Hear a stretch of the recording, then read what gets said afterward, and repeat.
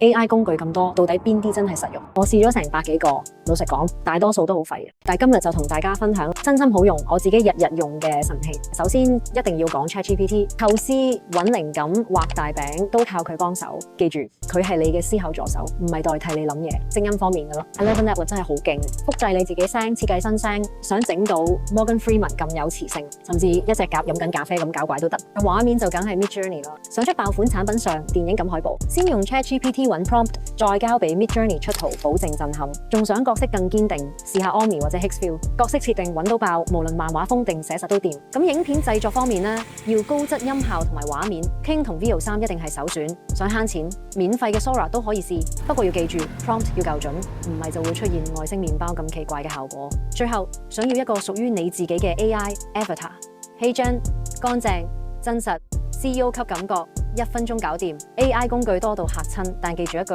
工具唔會幫你創作，佢只會令你更快實現你嘅 idea。所以唔好淨係收集軟件，開始創造先係王道。Follow 我，等我再同你拆解更多 AI 神器。